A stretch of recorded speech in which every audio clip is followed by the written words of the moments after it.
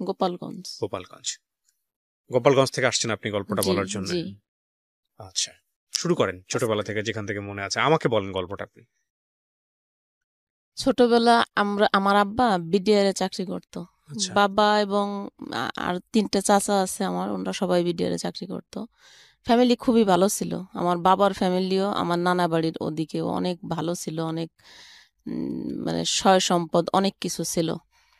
তারপরে হচ্ছে আমার ছোটবেলা যখন আমার জন্মের আগে আমার আব্বা চাকরি ছাইড়ে দেয় মানে উনি কি অসুস্থ হয়ে পড়ছিল শুনছি আমার মার কাছে, তার জন্য চাকরিটা ছাইড়ে দেয়, আমাদের গ্রামে থাকে এসে। তো আমরা গ্রামে থাকছি, খুব ভালো আমাদের গ্রামে।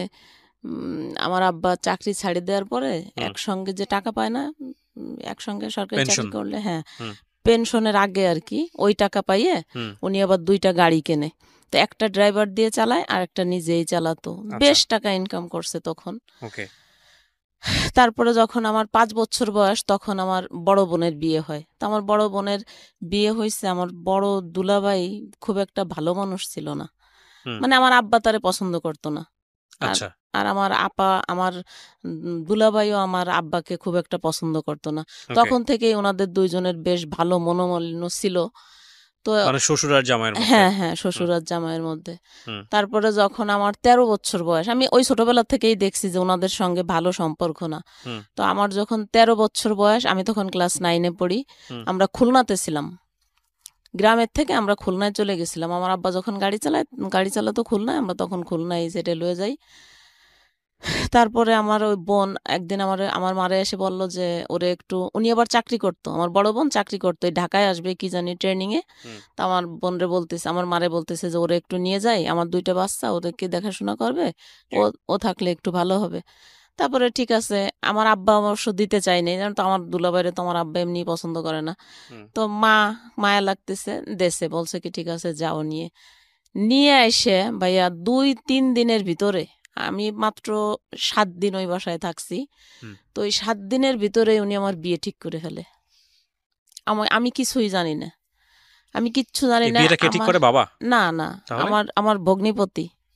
আপনার পরিবার পারমিশন ছাড়া বিয়ে ঠিক করে কিভাবে? হ্যাঁ, এই তো ওনার বাসায় নিয়ে আসছে, নিয়ে হ্যাঁ, ওনার বাসায় নিয়ে আসছে। আমারে বলছে যে আমার বোন নাকি ঢাকায় আসবে ট্রেনিং এ চাকরির জন্য। আমার বোন নিজেই গেছে খুলনায় আমাদের বাসায় আর কি। যাই মারেও কথা বলার পরে মা আমারে দেশে আসলাম। আসার পরে 7 দিন থাকছি। এই 7 দিনের ভিতরে আমার বিয়ে ঠিক করে ফেলছে।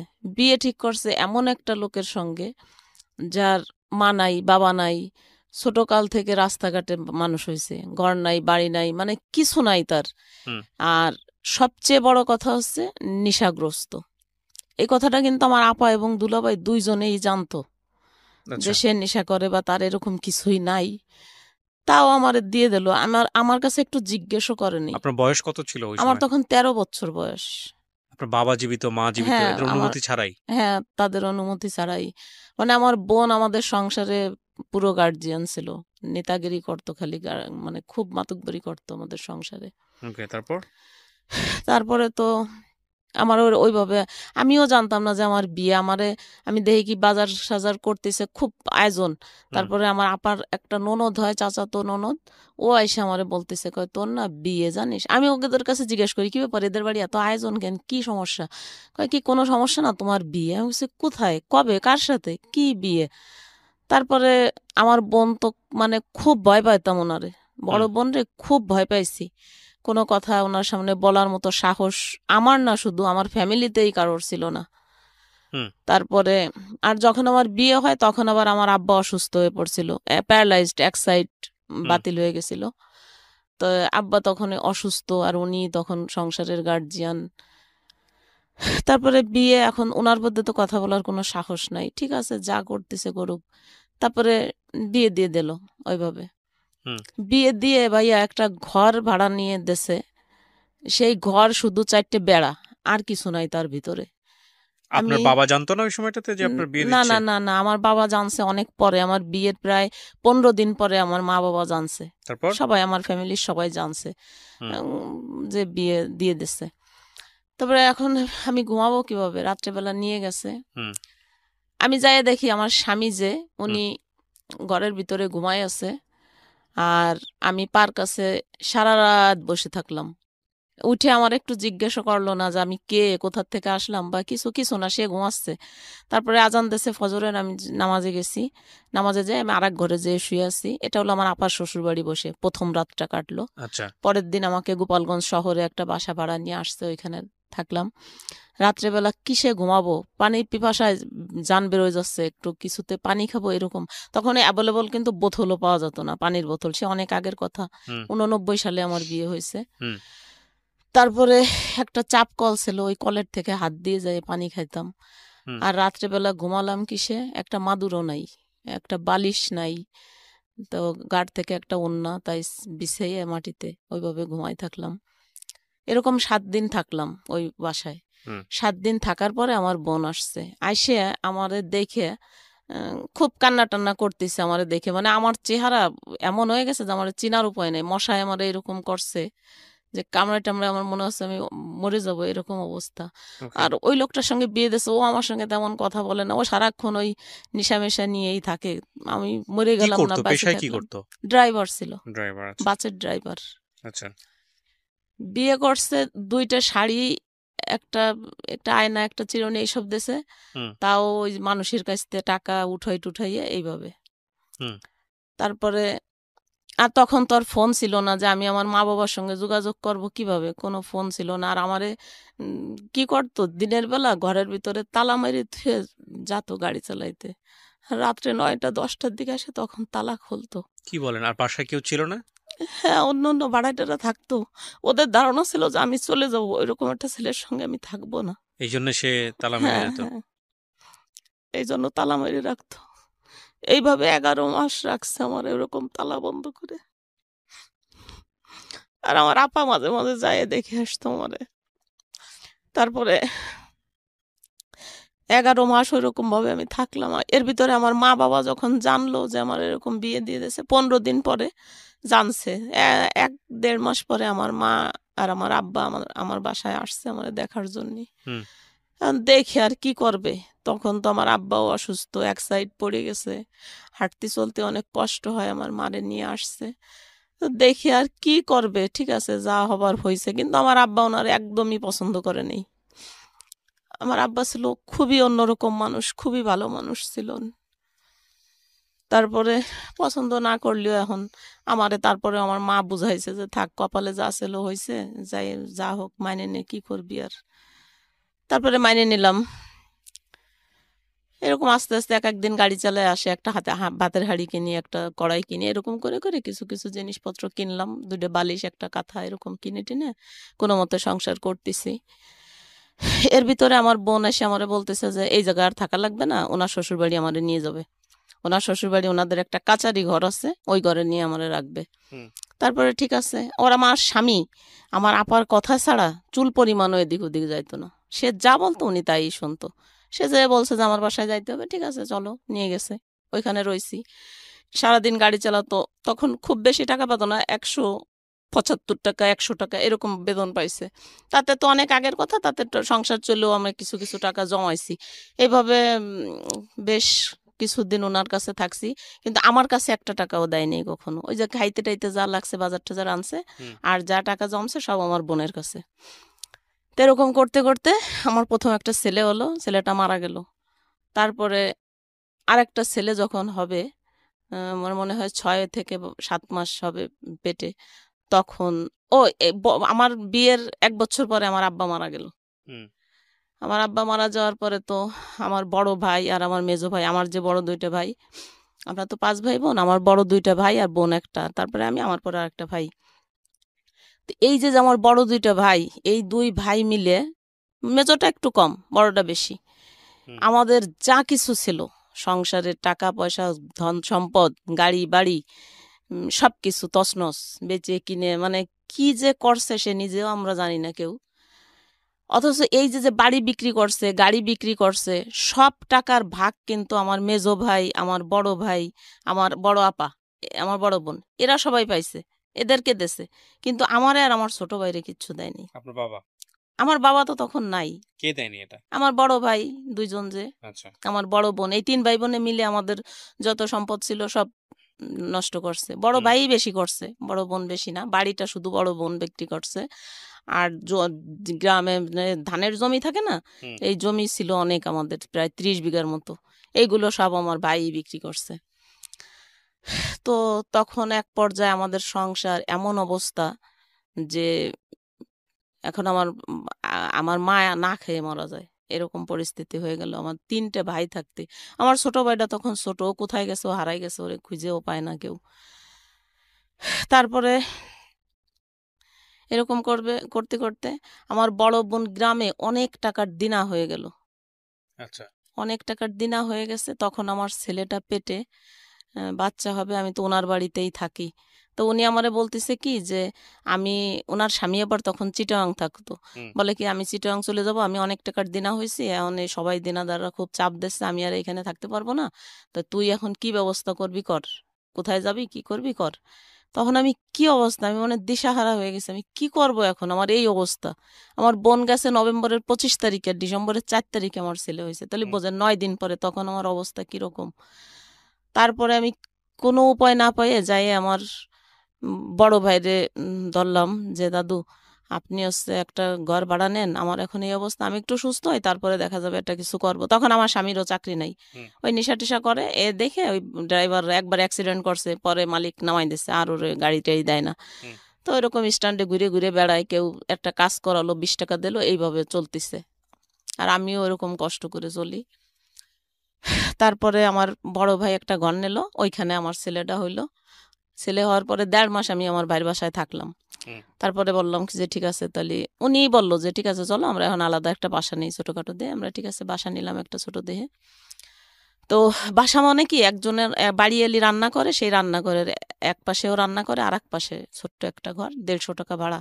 হুম। তখন আমি ওই রুমে যেয়ে থাকলাম, ওই রান্নাঘরের একটা পাশে আর কি, আমার ছেলেটারে নিয়ে ওইখানে উঠলাম। তো উঠার পরে ওই ই করে না, ও কাজ করে না কোনো, স্ট্যান্ডে যায় ঠিকই, যখনই ওর নিজের নেশা করার টাকাটা হয়ে যায় তখন আর সে কোনো ইনকাম, তখন আর সে থাকে না, স্ট্যান্ডে চলে আসে। হুম। আর আমি ওরকম না খেয়ে খাইয়ে থাকি, কান্নাকাটি করি কত, মানে খুবই কষ্ট করি, যে কি বলবো, যে আমি এমন দিন গেছে যে আমি 3 দিনেও একবেলা ভাত পাইনি, ভাত খাইনি, ওরকম না খেয়ে পড়ে থাকতাম। আর বাচ্চাটা এমন ভাবে কাঁদতো, বিরক্ত করতো, ওরে কিছু খাওয়াইতে পারি নাই। তো এরকম করতে করতে বাচ্চারা যখন একটু হাঁটা শিখছে, ওই রকম কষ্ট 2 বছর করছি। 2 বছর পরে ছেলে যখন হাঁটা শিখছে, এখন তো ও একটু খাইতে পারে, খাবে, এখন কি করব, কোনো উপায় দেখি না আমি। আর মানুষের কাছে চাওয়া চাই, ভাই আমার ভীষণ খারাপ লাগতো, নিজেরই খারাপ লাগতো যে আমরা সারা জীবন, আমার বাপরে দেখছি, আমার আব্বা সারা জীবন মানুষেরই দান করছে, হুম। সবাইরে সবকিছু দেশে, আর আমি সেই ঘরের মেয়ে হয়ে আমি কিভাবে মানুষের কাছে হাত পাতবো, আত্মীয় স্বজনের কাছে যাই হাত পাতবো, আমি চাই না। আমার আত্মীয় স্বজন কিন্তু সবাই অনেক পয়সাওয়ালা, অনেক, কেউ গরিব না। আমি কারোর কাছে লজ্জায় যেতাম না, কারোর সঙ্গে কোনো যোগাযোগও করতাম না, ওইভাবে থাকতাম। প্রিয় শ্রোতা, আমরা যেখানটায় ছিলাম তারপর তারপরে একদিন ডিসিশন নিছি যে ছেলে কাইন্দে মরে যাচ্ছে ভাতের জন্য, কি করব আমি, কোনো উপায় না পাই আমি ডিসিশন নিছি যে আজকে আমি মরিয়েই যাব। তারপরে আমাদের বাড়ি এলে ওটা আবার টের পাইছে, আমরা যে বাসায় ভাড়া থাকতাম, ওই আপা আমারে খুব ভালোবাসতো। হুম। তো উনি টের পাইয়ে আমারে বললো কি, দেখ এটা কোনো জীবন না, তুই মরে যাবি, ছেলেটারে কি করবে। আমার দুলাভাইরে বলতাম, আমার আপারে যদি বলতাম যে এরকম কষ্ট, কি করব, আপনারা এরকম বিয়ে দিয়ে দিয়েছেন, তাদের কথা ছিল একটাই যে ঠিক আছে বিয়ে দিয়ে দিছি, খারাপ হয়েছে, ছেলের এতিমখানায় দিয়ে দাও, আর তুমি আসো, তোমারে আবার বিয়ে দিয়ে দেই। হুম। কিন্তু আমার দ্বারা কি তাই সম্ভব যে আমার ওই দুধের বাচ্চা ওইটা আমি এতিমখানায় দিয়ে আমি ফিরে বিয়ে করব, এরকম মন মানসিকতা আমার কখনোই ছিল না। তারপরে ওই আপার বুদ্ধিতে আমারে বলল যে ঠিক আছে মানুষের কাছে হাত পেতে চল, কয়দিনই বা চলা যাবে, চল তোরে একটা কাজ ধরাই দেই। তা উনার বাড়িতেই ব্যাচেলাররা থাকতো। তা জি। বলল কি যে ঠিক আছে তুই তুই এদের রান্না করে দিস, ওরা তোরে মাসে খাইতেও দেবে, টাকাও দেবে। ঠিক আছে, কিচ্ছু করার নাই। একই বাড়ির ভিতরে আমরা ভাড়া থাকি, ওরা আলাদা ঘরে আমরা আলাদা ঘরে, এইভাবে এইভাবে। ওকে। হ্যাঁ, না সাবলেট না, মানে একই বাড়ির ভিতরে আলাদা আলাদা ঘর আর কি, হুম। টিনের ঘর আলাদা আলাদা। জি। তো ঠিক আছে আমি রাজি হয়ে গেলাম ওনার কথায়, কি করবো এখন, ছেলেটারে বাঁচাইতে হবে। হুম। রাজি হয়ে যাওয়ার পরে তো আমি কাজ কাজ প্রথম যেদিন কাজে যাই, আমি বিশ্বাস করবেন না যে আমি পরে তাদের সামনে যাব, এরকম একটা কাপড় আমার ঘরে ছিল না। ও আমি একটা পেটিকোট আমার খুব ভালোভাবে মনে আছে যে আমি নেভি ব্লু কালারের একটা পেটিকোট সাদা কাপড় দিয়ে 7টা তালি মারছি। তাই শুধু আমার, আমি কি পরে পিটাকে ভিতরে কাজে যাব। তারপরে ওই বাড়িয়ালি আপারে বললাম, উনি একটা পুরন কাপড় আমার দেশে ওঠে পরে গেছি কাজে। ভিতরে মানে পুরুষ মানুষের সামনে যাই কিভাবে কাজ করব, 10 বার আগাইছি আর 20 বার পিছ হয়ে আইছি। আহ, পারতেছি না ওদের সামনে যাই কাজ করতে। তারপরেও বাচ্চার বয়স কত তখন? 3 বছর। 3 বছর। একটা তো মারাই গেছে ভাই। হ্যাঁ, প্রথম ছেলেটা মারা গেছে। হাজবেন্ড তখন কি করে? কিছু করে? কিচ্ছু করে না। ঘরে বসে থাকে? ওরে আমি পা ধরে কাঁদছিলাম ভাইয়া, বলছিলাম কি দেখো আমি তোমার কাছে মাছ মাংস খাইতে চাই না, শুধু একটু আলু একটু লবণ দিও, তাই দিয়ে আমি খাইয়ে ঘরে থাকবো, তবু আমি পুরুষ মানুষের ভিতরে কাজ করতে যাইতে পারবো না।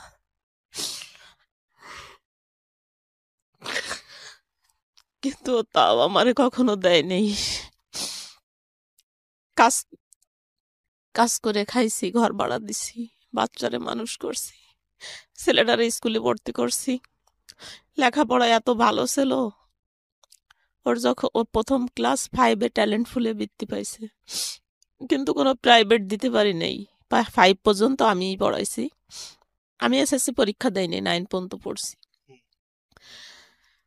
তারপরে তো ভাবলাম যে আমার তো এইটা করেই বাঁচতে হবে, ছেলেরে মানুষ করতে হবে। তখন আমার ওই একটাই লক্ষ্য যে আমার ছেলে মানুষ করতে হবে। ছেলের যখন 5 বছর বয়স তখন আমি আবার বাচ্চা কনসেপ্ট করি। এখন ওই বাচ্চা আমি রাখতে চাই নাই, ভাবছি কি না ও নষ্ট করে ফেলবো। কিন্তু আসলে যারা আল্লাহ দুনিয়ায় পাঠাবে তারা শত চেষ্টা করলেও, পরে ডাক্তারের কাছে গেলাম। ডাক্তার বলে কি যে না, একটা বাচ্চা মারা গেছে আর একটা ছেলে, এবার যা হয় হোক, তারপরে আর নিয়েন না। ঠিক আছে, সেইভাবে থাকলাম। এরপরে একটা মেয়ে হলো আমার, ছেলের 5 বছরের ছোট মেয়ে। এখন তো 2টা বাচ্চা, এই 2টা নিয়েই আমি কাজ করি, খাই, ওদেরকে লেখাপড়া করাই। এরকম করে আমি 90 সালের থেকে কাজ শুরু করে 2005 সাল পর্যন্ত, কয় বছর হয়, এই কয় বছর আমার ঠিক খেয়াল নাই, এই কয় বছর আমি এক জায়গাতেই, ওই যে আমার বাড়িয়ালি আপা যে কাজ দিয়ে দিয়েছে ঠিক ওইখানেই, ওই এক জায়গায় আমি কাজ করি। আর ওদেরকে আমার বাড়িয়ালি আপা বলে দিছিল যে দেখেন, ও আমার খুব পরিচিত, আমার বোনের মতো, ও অনেক ভদ্র বংশের একটা সন্তান, শুধু বাচ্চা দুটোরে মানুষ করার জন্য আপনাদের এখানে কাজে আইছে, কিন্তু ওর যাতে কোনো অসম্মান না হয় আপনারা সেই দিকে একটু খেয়াল রাখেন। তা সত্যিও ওদের আমি ধন্যবাদ জানাই যে না, ওরা আমার সঙ্গে কখনোই কোনো খারাপ বিহেভ করে নাই, কখনো না, সবসময় সম্মান করছে। ওরা নিজেরা তাস খেলতো ঘরে, আমি যেতাম সঙ্গে সঙ্গে বন্ধ করে দিছে। ওরা একটা বাজে আড্ডা করতেছে, আমি গেছি সঙ্গে সঙ্গে বন্ধ। আর আমিও ঠিক আমার মতো ওইভাবে উনি যেভাবে বলে দিছে ওইভাবে করতাম। তাই এত কয় বছর ওইখানে কাজ করার পরে বেশ ভালো ছিলাম। আমার তখন শুধু বললাম না যে আমার একটা লক্ষ্য যে আমি আমার বাচ্চা দুটোরে মানুষ করব, এটাই আমার ভবিষ্যৎ। আর আমি কিছু চাই না, কারোর কাছে সাহায্য, কারোর কাছে হাত পাতা, কারোর কাছেও আমি কখনো যাই না, আমার আপনজনদের কাছেও না। তারপরে বোঝেন তো যে একটা মানুষ, একটা মেয়ে মানুষ, কয় টাকাই বা কাজ করছি, 700-800 টাকা হয়তো পাইছি মাসে। ওর ভিতর দিয়ে আমি ওদেরকে প্রাইভেট পড়াইছি, নিজে ভাত রান্না করে ওদের ওই ভাতের যে মারটা হয় ওইটা আমি খাই আসতাম। আর যে কটা ভাত আমি বাগে পাইছি, আমার 2 বেলা খাইতে দিত, 1 বেলা দিত না। সকালে দেয়নি, দুপুরে আর রাত্রে 2 বেলা ভাত দিচ্ছে আমারে খাইতে। ওই ভাতটা বাসায় এনে বাচ্চা দুটোরে খাওয়াইয়ে যদি কখনো থাকছে একটু নিজে মুখে দিছি, না থাকলে না দিছি। এরকম না খাইতে খাইতে একদিন রাস্তায় ঘুরে পড়ে গেছি। তারপরে ওইখানে একটা মহিলা হোটেল করতো আমাদের বাসার পাশেই। ওই মহিলাটা আমারে ধরে নিয়ে ওনার ঘরে ডেকে নেছে, নিয়ে আমারে ভাত দিছে, কয় সত্যি কথা কত, কয়দিন খাইস না। বলতাম না কারোর কাছে, ভীষণ লজ্জা লাগতো। তারপরে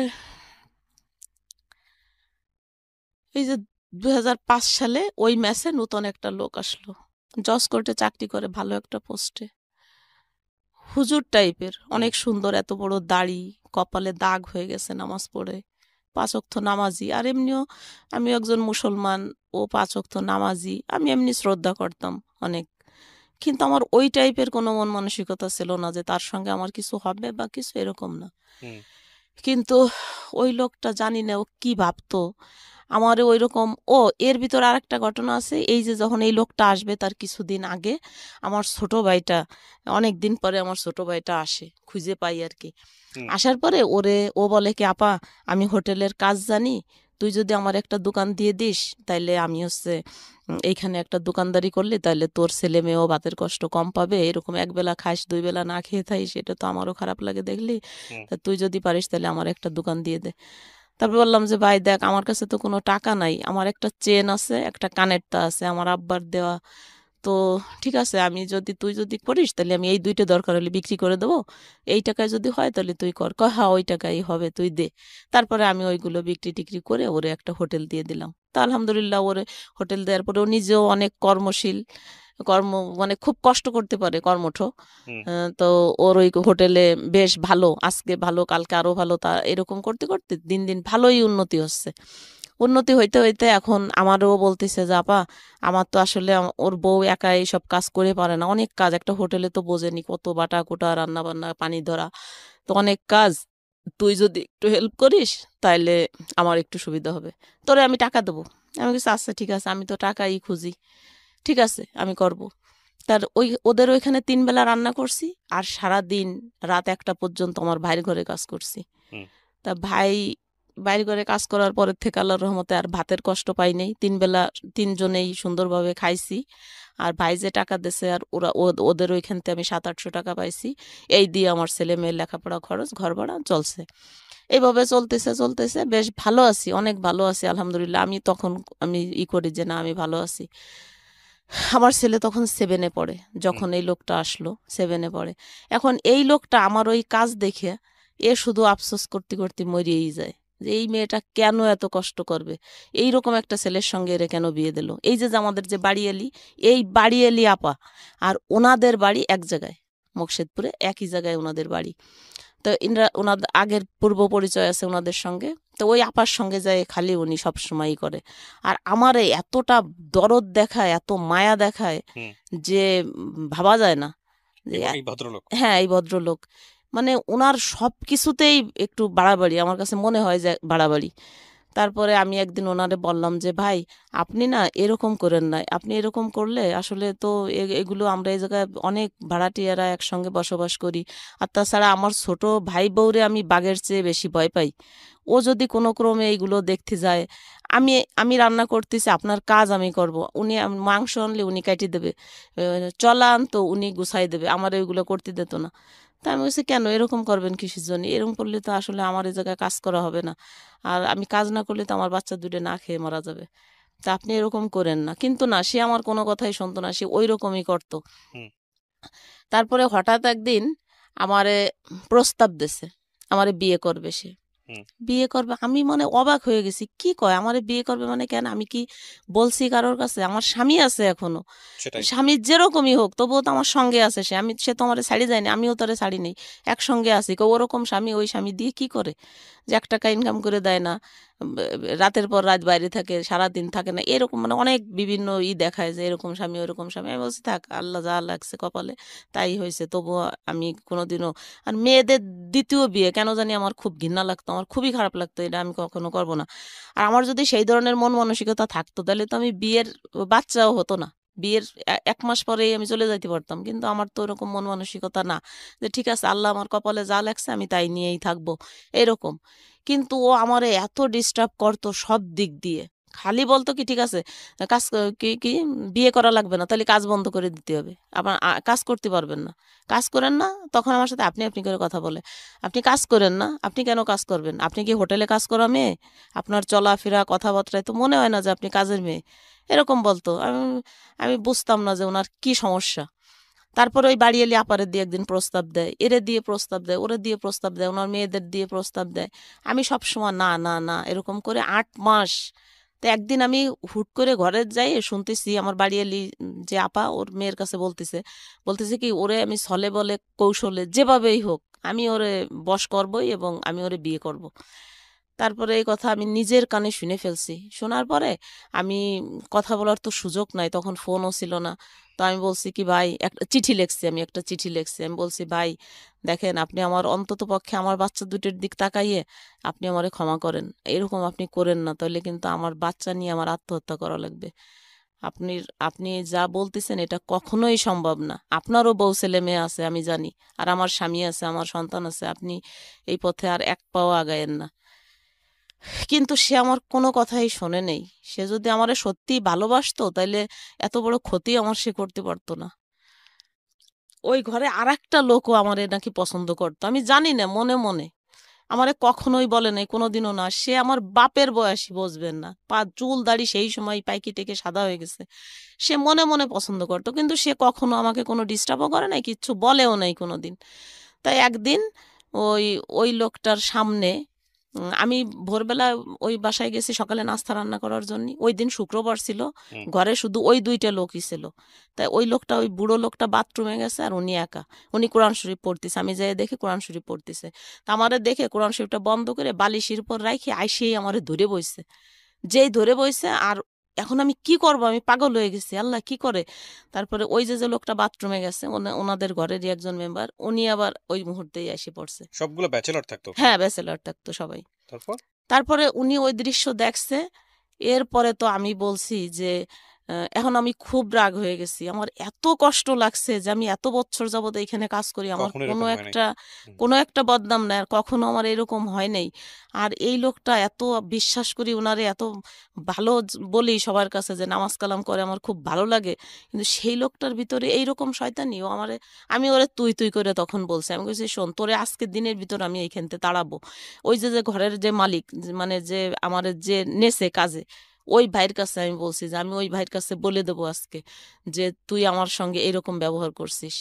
তারপরে আমার হাতে জানি কি ছিল, ওই রান্নার কি কি জানি, আমি ফ্লোরে ফেলাই টেলাই দিয়ে মানে বেরোয় আসতে যাচ্ছি, কিন্তু ওই লোকটা তো দেখেই ফেলছে। আর বেরোয় আসতে যখন যাচ্ছি তখন উনি আমার পা জড়ায় ধরে।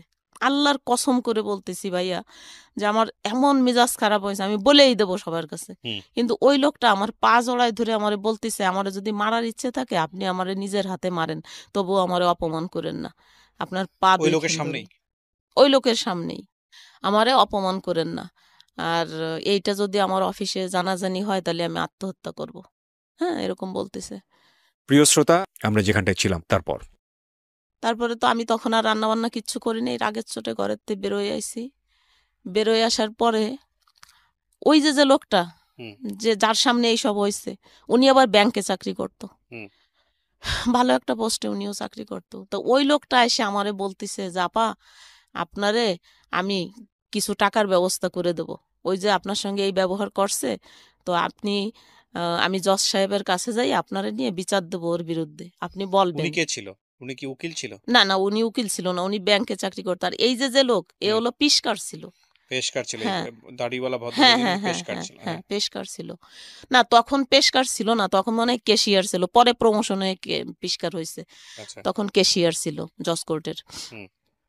তারপরে আমারে বলতেছে উনি যে আপনি হচ্ছে যাইয়ে আমার সঙ্গে জজ কোর্টে যাবেন, যাইয়ে জজের সামনে এরকম বলবেন যে উনি আপনার সঙ্গে এই এই করছে। কিন্তু আমি আমার মারে যেয়ে বলছি কথাগুলো, যে মা আমি, মানে আমি সামলাতে পারিনি, যে আমার স্বামী যদি আজকে ভালো হতো তাইলে তো আর আমি ওই ঘরে কাজ করতে যাইতাম না, এই ঘটনার জন্ম হতো আর না? এই ঘটনারও জন্ম হতো না। আমি খুব কান্না করতেছি ঘরে যাইয়ে, আমার মার সামনে আমার মারে বলছি সবকিছু। পরে যখন ওই লোকটা এই প্রস্তাব দিয়েছে যে আপনি জজ কোর্টে যাই কথা বলবেন, তো আমার লজ্জা লাগছে যে না, আমার নিজের কথা আমি কিভাবে যাই এরকম বলবো জজ কোর্টে, জজের সামনে। হুম। কয় কি আপনাদের নগদ 50,000 টাকা এখন দেব, আর 1 মাস পরে আরো 1 লাখ টাকা দেব। আপনি যাইয়ে আপনার কিচ্ছু বলা লাগবে না, শুধু আমি আমি যা যা বলে আসবো, আপনি শুধু জজের সামনে যেয়ে বলবেন যে স্যার, ইমাম ভাই যে কথাগুলো বলছে সব সত্যি, শুধু এতটুক কথা আপনি বলেন। হুম। তারপর আমি বলছি তাহলে আপনি কি বলবেন? কয় আমি বলবো আপনার পেটে বাচ্চা, আপনারে উনি এরকম এরকম খারাপ। আমি বলছি কি না না, এত বড় মিথ্যে কথা আমি বলতে পারবো না। উনি এত খেপছিল কেন ওনার উনি উপর? খেপছিল, উনি নাকি আমারে পছন্দ করত। ও, উনিও পছন্দ হ্যাঁ, করতেন? উনিও পছন্দ করত, কিন্তু এই কথাটা উনি কোনোদিন বাস্ট করে নাই। এই লোকটা বলার পরে হলো উনি বাস্ট করছে। আচ্ছা। তারপরে ওই লোকটারও কিভাবে পছন্দ করে আমার আমি বুঝি না। সে আমার বাপের বয়সী, তার আমার চেয়েও বড় ছেলে মেয়ে আছে, জামাই নাতি পুতা সব আছে, হুম। তারপরে সে এইগুলো কিভাবে ভাবে আমি বুঝি না। তারপর আমি অনেক শ্রদ্ধা করতাম লোকটারে, আমার বাবার হিসাবে দেখতাম এরকম। তারপরে জজ কোর্টে যে এই কথা বলতে বললো, আমার এরকম টাকা নিয়ে এসে ঘুষ দেবে এসে, আমি বলছি কি না, হুম। আমি তো এত লোভী না ভাই, আর আমি টাকার জন্য মিথ্যে কথা বলতে পারবো না। ওই লোকটা তো আসলে আমার সঙ্গে আর কিছুই করে নাই, জাস্ট আপনি যেটুক দেখছেন আমার একটু ধরছে, এই এতটুকুই, এর বেশি কিছু না। আমি কিভাবে এত বড় মিথ্যে কথা বলবো, আমি পারবো না এটা। এ কথা বলার পরে কয় আপনি চেষ্টা করে দেখেন, এখনো সময় আছে, আপনারে আমরা ওর সাথে বিয়ে দিয়ে দেব। আমি বলছি না, আমি তো ওর সাথে বিয়ে করব না, তো আপনি কি বিয়ে দেবেন? তারপরে অনেকবার উনি বলছিল জজ কোর্টে যায় ওর সম্মান টন্মান নষ্ট করার জন্য, আমি বলছি কি না, আমি যাব না, এত বড় মিথ্যে কথা আমি বলবো না। আর আমার মাও নিষেধ করলো, আমার মা বললো কি না, ছেলেটা নামাজ কালাম পড়ে, তারপরে যেভাবে তোর হাত পা ধরে মাপ চাইছে, একটা মানুষ মাপ চাওয়ার পরে আর কিছু থাকতে পারে না, তুই ওরে ক্ষমা করে দে, আর তোর ওইখানে কাজ করা লাগবে না। হুম, এ কথা বললো। আর তুই আমার আমার ছোট ভাইয়ের কথা বললো যে তুই ওর ঘরে করতেছিস ওইখানেই কর। তারপরে ঠিক আছে, ওইখানের কাজ বন্ধ, আর যাই নেই এরপরের থেকে। আর এই ঘরে কাজ করতেছি, আমার ভাইয়ের ঘরে। তারপরে আমার এই ওই যে জিনিসটা আমি ওই উনারে অনেকবার বলছিলাম, ওই ব্যাংকার বাইটারে, যে ভাই দেখেন আপনার হাতে পায়ে ধরি আমি, আপনি এই কথাগুলো আমার আর কারোর কাছে বলেন না, যা হবার তা তো হয়েছে। আমি তো আপনাদের এখানে কাজ ছাড়িয়ে চলেই যাচ্ছি, তাহলে তো ওর সঙ্গে আমি তো আর জীবন আপনার ঘরের দরজায়ও আসবো না, তাহলে তো আর আমারে কিছু বলতে পারবে না। তো কিন্তু থাকে, এই জিনিসটা চাপা থাক, এটা বলার দরকার নেই, আমার ছেলে মেয়েরা এখন বড় হয়েছে। তারপরে উনি কিন্তু আমার সেই কথাটা শোনে নেই।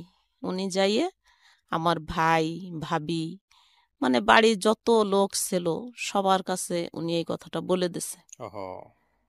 ভাইয়া বিশ্বাস করেন যে আমার তো এখানে কোনো দোষ ছিল না, তাই না?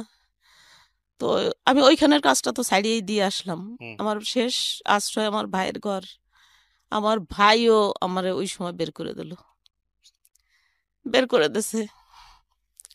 একবার একটু জানতে চাই নাই যে আমার কতটা দোষ, আর আমি কত অসহায়। আমার যদি ওই মুহূর্তে বের করে দেয়, আমি দুইটা বাচ্চা নিয়ে কোথায় যাব, কি খাবো, ওদেরকে কি খাওয়াবো, এটা চিন্তা করে নেই। True. আমার যখন ঘরেতে বের করে দেয় তখন আমার কাছে 10টা টাকা ছিল। আপনার হাজবেন্ড তখনও কিছু করে নাই? না, তখনও কিচ্ছু করতো না। তারপর? তারপরে ওই 10টা টাকা আমি কি করব, দুইটা বাচ্চারে দুই পাশে নিয়ে মাঝখানে আমি শুয়ে ওদের জড়ায় ধরে বুকের ভিতরে এত জোরে চিৎকার করে কাঁদছি, আর শুধু আল্লাহরে বলছি, আল্লাহ সারা জীবন সৎভাবে থাকলাম, সততা নিয়ে চলছি, মানুষ মেসে কাজ করে ভাত ফেলাই দেয়, আর আমার দুইটা বাচ্চারে আমি 3 বেলা খাওয়াইতেও পারি নাই। এই এই আমার সততার পুরস্কার, এরকম।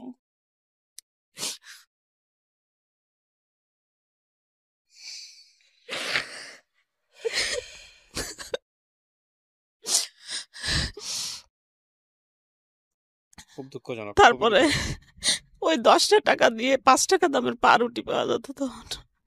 ভাবছি দুইটা পাউরুটি একসঙ্গে কিনলি তো 5 টাকা শেষ হয়ে গেলে আর 5 টাকা দিয়ে কি কর।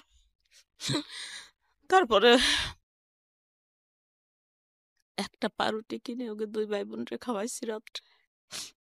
সকালবেলা কি করব, ওই 5 টাকা ছিল, ওই 5 টাকাও শেষ, সকালে খাওয়াইছি, আর কিছু নাই।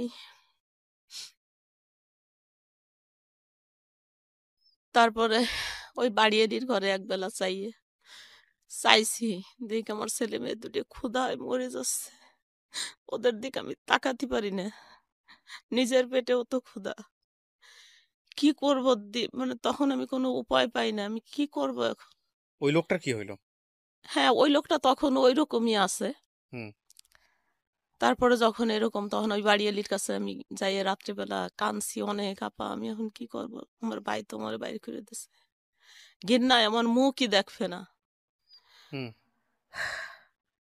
কয় কি, যখন বদনাম শোনার দিন ছিল বিয়ের আগে বা বিয়ের পরে তখন জীবনে কোনোদিন কিছু শুনি নেই। আর এখন এখন এই বয়সে 2টে ছেলে মেয়ে, ছেলে ক্লাস 7-এ পড়ে, এখন এই এই কি কথা, মানে এই ওরা সহ্য করতে পারেনি। তোরা আগে করিস নাই কেন? আগে কত তোরে আমরা বলছি যে বিয়ে দেবো, তুই কখনো রাজি হইস নি, আর এখন এই বয়সে এইরকম ছেলে মেয়ে বড় হয়ে গেছে, এখন এগুলো কি শুনলাম? এই হলো ওর ঘৃণা আমার ভাইয়ের। হুম। আমার ভাইও খুব নামাজ কালাম করে, এগুলোও পছন্দ করে না। তারপরে বের করে কি যাওয়ার, এখন আমি বাড়িয়ালির সঙ্গে যে আলাপ করলাম, জাপা আমি এখন কি করব এখন? আপনার হাজবেন্ডের বাসায় ছিলেন না আপনি? হ্যাঁ, তাহলে ভাই ভাই কেন বের করে দিবে? হাজবেন্ড। হাজবেন্ড হাজবেন্ড বের করে দিয়েছে, মানে ঘরের থেকে বের করে না, আমার ভাইয়ের ঘরের থেকে। আমি যে কাজ করি ওর ঘরে, ও ও কাজের থেকে বের করে দিল। আচ্ছা। তো এখন আমি তো, ওকে আপন ভাই ছিল? হ্যাঁ, আমার আপন ছোট ভাই। আপন ছোট ভাইয়ের ঘরে আপনি কাজ করতেন, ওই টাকা হ্যাঁ, ওইখান থেকে ও টাকা দিত? হ্যাঁ, হ্যাঁ। আল্লাহু ওই আকবার। দোকানটা আবার আমার গয়না বিক্রি করে যাই হোক, দিয়ে তারপর? দিছিলাম। তারপরে তো ওই ভাইয়ের, ওই আমি এখন, আমি ঘর ভাড়া দেবো কি দিয়ে? আমি হুম, তো বাইরে করে কাজ করি, টাকা দেয়, আমি টাকা বেতন পাই, আমার ছেলে মেয়ের লেখাপড়ার খরচ দেই, ঘর ভাড়া দেই, খাই ওর ঘরে। হুম, তো আর ওই যে যে কাজটা, ওটা তো ওই গ্যাঞ্জামের পরে আমি এমনিতেই নিজের থেকে এই সাইডে দিয়ে চলে আসলাম, হুম, যে ভাই যা দেবে ওতেই চলবে, আমি তারপরে আমি এই জায়গায় অসৎ ভাবে এই জায়গা থাকবো না, এই অসৎ লোকের কাছে, এরকম ভাবে চলে আসলাম।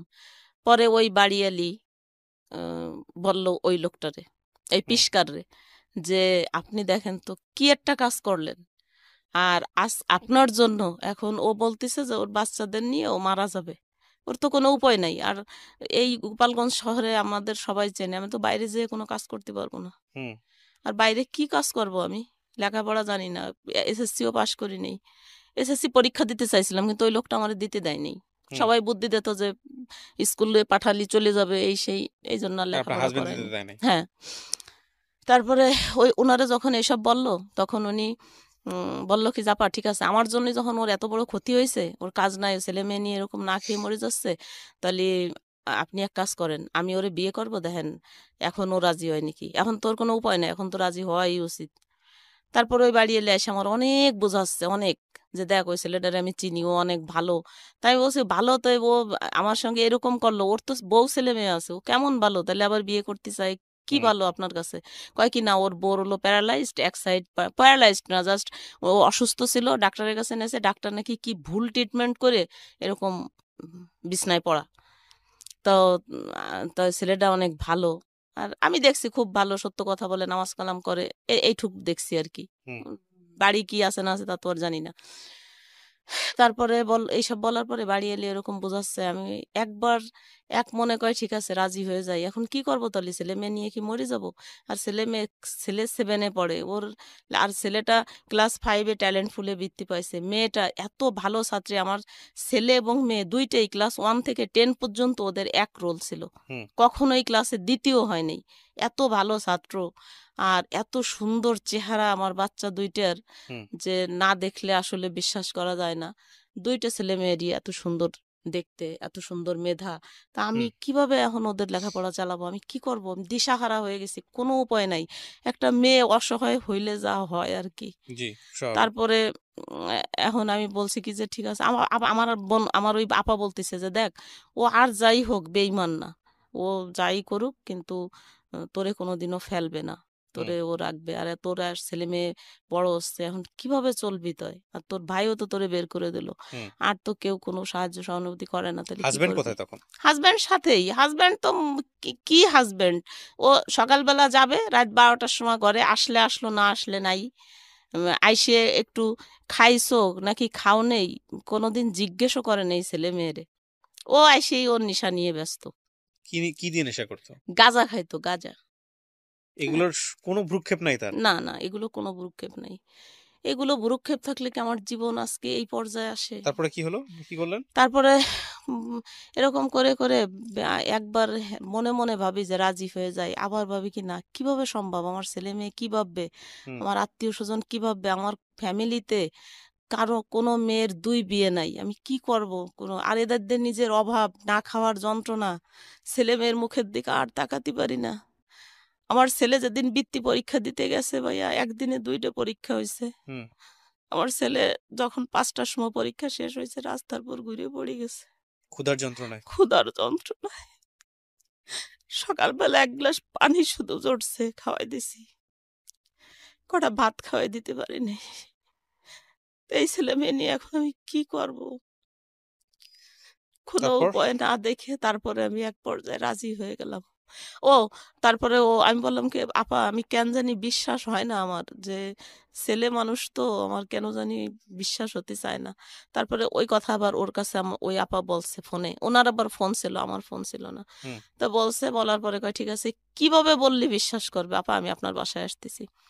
আপার বাসায় আপার ঘরে আইছে রাত ২টা বাজে। আর ওই আপা আমারে আইছে ডাকতে। আইসে আমারে ডাইকে নিয়ে গেছে। আমি গেছি, যাই দেখি উনি উনার ঘরের ভিতরে বসা। হুম। তারপরে আমারে দেখে অমনি দৌড়ই যেয়ে অজু করে আইছে বাথরুমেতে।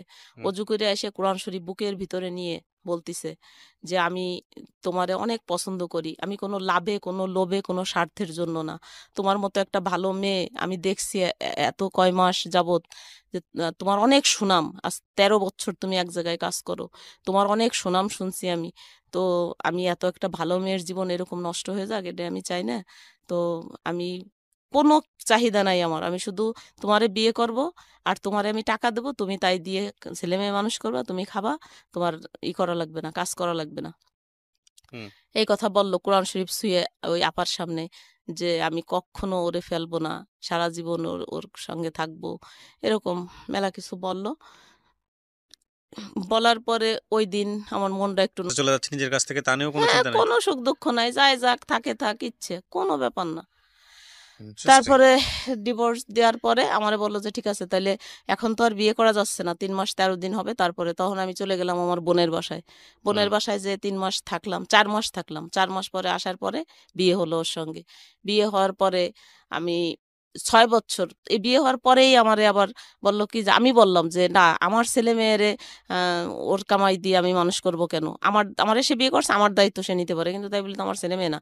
হুম। তারপরে আমি ঢাকায় চলে আসি। ঢাকায় এসে একটা ছোটখাটো একটা চাকরি নিছি। যাই হোক, সে মালিকটা ম্যাডাম খুবই ভালো মানুষ ছিল। আমাকে অনেক সাহায্য করছে। তার সাহায্যে আমার ছেলে এসএসসি ফার্স্ট ডিভিশনে, মানে পাস এ করে? প্লাসে, হ্যাঁ, এ প্লাস পেয়ে পাস করে। তারপরে এই ঢাকা কলেজে তারে ভর্তি করি। মাশাআল্লাহ। এইখান থেকে ইন্টার পাস করলো। অনার্সে ভর্তি করলাম এই জগন্নাথ বিশ্ববিদ্যালয়। তারপর ওই লোকটা আমাকে, মানে ভাইয়া আপনি ভাবতেও পারবেন না যে একটা মানুষ অভিনয় কতদিন করতে পারে। ১৩ বছর আমার সঙ্গে সংসার করছে। ১৩ বছর, ১-২ দিন না। এই ভদ্রলোক? হ্যাঁ, এই ১৩ বছরের ভিতরে আমি একদিনও, আমি না শুধু, আমার ফ্যামিলিতে তো অনেক শিক্ষিত মানুষও আছে, অনেক ভালো মানুষও আছে, অনেক বয়স্ক মানুষ আছে। হুম। সবাই তো জানতো। আমার ফ্যামিলির আস্তে, আস্তে সবাই জেনে গেছিল বিষয়টা। হুম। তো কেউই কোনোদিন বুঝতে পারেনি। সবাই বলত যে, "না, ওর মতো মানুষ হয় না। ও হুম। যে কাজ করছে এটা মানে একেবারে স্বয়ং আল্লাহর সন্তুষ্টির কাজ করে ফেলছে। মানে খুব বড় কিছু করে ফেলছে।" তারপরে এরকম ভালোবাসতো আমারে, যা আমি কোনোদিন কোনো ছবিতে, সিনেমায়, গল্প উপন্যাসেও পড়ি নাই যে মানুষ এতটা ভালোবাসতে পারে। হুম। যে এত ভালোবাসতো আর এইরকম খেয়াল খেয়াল করতো আমার। তো আমি চাকরি করে আমার ছেলেমেয়ের খরচ দিতাম, আর ও আমার কি সম্পূর্ণ করতেন আপনি? খরচ। আমি এইখানে একটা অফিসের পিয়ন পোস্টে আমি ছেলে-মেয়ে বলতে চাকরি আপনার নিছি। ছেলে-মেয়ে কয়জন ছিল? ২ টা। একটা ছেলে, একটা মেয়ে। মেয়েটাকে কি করলেন? ছেলেটা বড়, মেয়েটা ছোট। মেয়েটারে আমার বোনের বাসায় রাখছিলাম।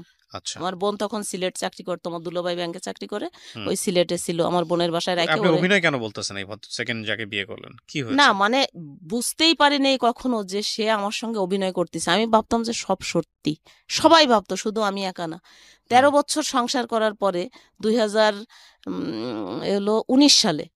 ১৯ সালে আইসে আমরা একদিন বেড়াইতে গেছি আমার মামার বাসায় হুম। নোয়াপাড়া। বেড়াতে যাওয়ার পরে আসছি। আসার পরের থেকেই আমার একদিন ফোন দিয়ে বলতেছে, "আমার সংসারের সবাই এই সত্য জিনিসটা জানি গেছে। হুম। তোমার সঙ্গে আমার আর থাকা হবে না। হুম। তোমারে আল্লাহকে সাক্ষী রেখে তোমারে বিয়ে করছিলাম। আর আল্লাহকে সাক্ষী রেখেই তোমাকে বাদ দিয়ে দিলাম।" এক কথাতেই? এক কথাতেই। কত বছর সংসার করার পরে? ১৩ বছর। তারপর? তারপরে তো এইভাবে বাদ দিয়ে দিল। এরপরে আজ ৪ বছর হয়ে গেছে। একটা ফোনও কোনোদিনও আর করে নেই। আর আমিও আর কোনো বাড়াবাড়ি করি নাই এটা নিয়ে। তারপরে আমার যে কাবিনটা দিছিল, হুম। ১০ লাখ টাকা কাবিন করছিল। হুম। কাবিনের কফিটা ওই এনে দিছিল। পরে আমি ওই কাবিনের কফিটা নিয়ে, আমারে কেউ বুদ্ধি দিয়েছে যে, "আপনি এভাবে হবে কেন? এটা করবেন কিসের জন্য? আপনি যেয়ে কেস করেন, এই করেন, সেই করেন।" তো আমারও খুব খারাপ লাগতো, অনেক খারাপ লাগতো যে আমি কি করব? তারপরে একদিন গেছি একটা ইসের কাছে, যে যারা রেজিস্ট্রি করে না? উনার কাছে গেছি। উনি কাবিনটা দেখে বলতেছে, "এটা দি ভুয়া।" গাভিনটা ছিল ভুয়া। হুম। হুম তারপরে যাই হোক, তখন আবার ছেলে আহ, একটা একটা কাজে ঢুকলো, যে কি কাজে, লোড আপনি আমাকে বিকাশ। জাস্ট একটা জিনিস একটু বলেন, আমি গল্পের শেষের দিকে চলে আসছি। আপনার ছেলেটা এখন কি করে? ছেলেটা এখন ওই যে লোড আর বিকাশ আছে, লোড বিকাশ হ্যাঁ। এগুলোর একটা দোকান ছিল ওর। তো ভালোই ইনকাম করতো, আমরা ভালোই চলছি, মোটামুটি ভাবে চলছি ভালোই।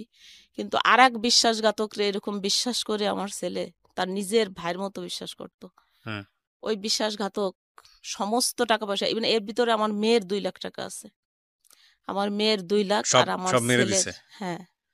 আপনার ছেলে বিয়ে শাদী করেছে? হ্যাঁ, বিয়ে করছে, একটা বাচ্চাও আছে। আপনার চলে কিভাবে এখন? আমার এখন এখন চলে না। এখন তো আর চলবে কিভাবে, এখন আমার ছেলে পুরো উম, মানসিক রোগী হয়ে গেছে, এখন আর আমার চলে না। ওই শোকে শোকে এখন আমি আমি ওর পাশে এখানে যদি দাপাই মরেও যাই, আমি ফিরে ওর একটু তাকাইয়ে দেখে না। আর ওর জন্য এখন আমার মেয়ের আরো এরকম অশান্তি। আমার মেয়ের মেয়েটারও বিয়ে বিয়ে শাদী হয়েছে? দিছিলাম। হ্যাঁ, 2টা বাচ্চা মেয়ের। 2014 সালে আমার মেয়ের বিয়ে হয়েছে, না 13 সালে জানি, 14 সালে আমার স্বামী মারা গেছে, ওই যে আগের আপনি স্বামী। গল্পটা কেন বললেন আজকে রেডিওতে? আমি কি করব ভাই, আমি কিচ্ছু বুঝি না যে আমি কি করব এখন, আমি কিভাবে বাঁচবো। আমি নিজেও অনেক অসুস্থ। আমি যদি একটু সুস্থ থাকতাম তাহলে আমি একটা কাজ কাম করেও খাইতে পারতাম। এখনো আমার কাজ করা, আমি এমন না যে কাজ পারি না, বা আমার প্রচন্ড কোমরে ব্যথা। আমি আজকে সকাল 8টার সময় গাড়িতে উঠছি, আর এখন পর্যন্ত এরকম বসে আছি, আপনাদের এখানে আসছি না, আপনি 4টায়। জাস্ট আমাকে একটা জিনিস বলেন, সেটা বুঝতে পারছি আপনি অত্যন্ত আমি অসহায় অবস্থায় আছেন, আপনার কিন্তু আপনার এই গল্পটা শুনে মানুষ কি শিখবে? কি? গল্পটা শুনে মানুষ একটা জিনিস শিখবে, আর একটা সমাধান আমাকে দেবে। এই এই হলো 2টা জিনিস। আপনিও আমাকে একটা সমাধান দেবেন, যে আমি তো জীবনে আসলে যা করছি তা তো করছি, যা সত্যি তাই বললাম। আরো তো অনেক ঘটনা আছে এর ভিতরেও, যাই হোক সেটা আমিও সময় জানি, আপনার অনেক ঘটনা আছে, সেটা সংক্ষেপে তোলা সম্ভব বলা নয়। হলো না। হ্যাঁ। তো এই মুহূর্তে এখন আমার ছেলের যে পরিস্থিতি, আমার বউ, বেটার বউটা আমার কাছে ছিল, ছেলেটা আমারে নাটা বলে বউডারে পাঠাই দিছে, আমার সঙ্গে কথা বলে না। আমি এর ঘরের তো একটু ভাত, ওর ঘরের তো একটু ভাত।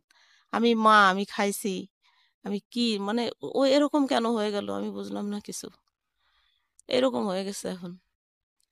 আর আমি আমি শুধু আপনার কাছে এই একটা কারণেই আসছি, যে আমি দেখছি আপনি আপডেট ভিডিওগুলো করেন, তখন আপনার চোখে পানি, অনেক দিন আপনার আমি কাঁদতে দেখছি। তো আমি ভাবলাম যে অন্যের দুঃখ যার চোখে পানি আসে, সে অবশ্যই আমাকে কোনো খারাপ বুদ্ধি দেবে না। আমি আপনাকে কয়েকটা কথা বলি, এটা হচ্ছে যে বুদ্ধি দেওয়ার মতো কিছু নাই। আমি আপনার গল্পটা শুনে, আমি তো আপনার গল্পের একদম ইন ডিটেল বিস্তারিত জানি না, 1 ঘন্টা 1.5 ঘন্টা শুনলাম। আপনার কষ্টটা আমি অনুভব করার চেষ্টা করতেছি। হ্যাঁ, তবে এটা ঠিক যে আপনি এই, মানে আপনার বিয়ে হয়েছে 13 বছর বয়সে। জি। 13 বছর বয়স থেকে এখন 50 বছর বয়স, আপনি যেটা হ্যাঁ। বলছিলেন। তার মানে এই 37 বছর বয়সে, 37 বছর ধরেই আপনি যুদ্ধ করে চলেছেন, তাই হ্যাঁ। না? তো 37 বছর ধরে যদি আপনি যুদ্ধ করে যদি হার না মানা মানুষ হয়ে থাকতে পারেন, তাহলে আল্লাহর উপর তো কখনো বিশ্বাস ছাড়েন নাই, না। ছাড়ছেন? তো আল্লাহর উপর বিশ্বাস না ছেড়ে থাকলে, তাহলে আপনি নিশ্চয়ই একদিন না একদিন, আমি মনে করি, যেহেতু আমিও একজন বিলিভার, একদিন না একদিন, ধর্মীয়ভাবে যদি চিন্তা করি, একদিন না একদিন আপনার সুখ হবে, এটা হচ্ছে বিষয়। আর আরেকটা জিনিস যেটা, সেটা হচ্ছে যে এই একটা ছেলের, আপনার ছেলেরকে যদি আমি ব্যাখ্যা করি, মানে আমি নিজেও তো সংসার টানি, বা আমার নিজেদেরও বাংলাদেশের যেটা হয়, ছেলে মেয়েরা তো পরিবারটাকেই দেখে। তো একটা ছেলের যখন ইনকামের রাস্তা বন্ধ হয়ে যায়, তখন আসলে তার দুনিয়াবে অন্যদিকে কোনো খেয়াল থাকে না।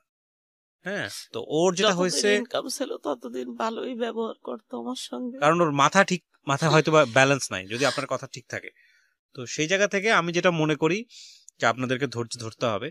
আর আজকের এই গল্পটা শুনে প্রিয় দর্শক এবং শ্রোতা যারা শুনতেছেন, তাদের কাছে শুধু একটা কথাই বলবো, যে আপনি যখন প্রচন্ড দুঃখে থাকেন, কষ্টে থাকেন, তখন মনে করবেন যে আপনার থেকে অনেক কষ্টে, অনেক অনেক দুঃখে কিছু কিছু মানুষ থাকে, যাদের কাছে বা যাদের দুঃখের কাছে হয়তো আপনার দুঃখটা কিছুই না।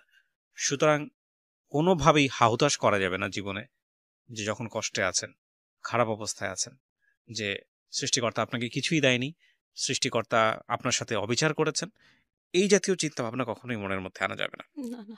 এবং আপনি যে আজকে গল্পটা বললেন, আপনিও বিশ্বাস সেটাই করবেন যে আপনার থেকেও হয়তোবা অনেক কষ্টে অনেক মানুষ আছে। হ্যাঁ, রাস্তাঘাটে কিছু মানুষ পড়ে থাকে, দেখেছেন কখনো? হ্যাঁ, দেখছি। যে মানুষগুলোর সেন্স থাকে না, এই জন্য আমি সবসময় ডাস্টবিনের শুকরিয়া ময়লা তুলে করতাম। খায়, হ্যাঁ, দেখেছেন? আল্লাহ তো আমার 4টা হাত পা দিছে, হ্যাঁ, এটা আমি সবসময় শুকরিয়া করি আল্লাহর কাছে। কিন্তু আমি যদি একটু সুস্থ থাকতাম, আমি যে আপনার জন্য কোনো যেটা একটা। করতে পারি মন থেকে দোয়া করি আল্লাহর কাছে। হ্যাঁ, এটাই হচ্ছে সবচেয়ে বড় কিছু। আর দ্বিতীয় কথা হচ্ছে যে শুকরিয়া আদায়ের কখনোই বন্ধ করা উচিত না, কারণ আল্লাহ আপনাকে এর চাইতেও খারাপ অবস্থায় নিতে পারেন। সুতরাং এতটুকুতেই আপনি শুকরিয়া আদায় করেন, এই হচ্ছে বিষয়। আর একটা কথা হচ্ছে যে সব ধর্মে এটা বলে যে বিশ্বাস হারানো পাপ। আপনি যদি সৃষ্টিকর্তার উপর থেকে বিশ্বাস সরিয়ে ফেলেন যে না, আমার দ্বারা না আর না, কিছুই তা তো হবে না, সম্ভবই না। তাহলে আপনার আর কোনো গতি নাই।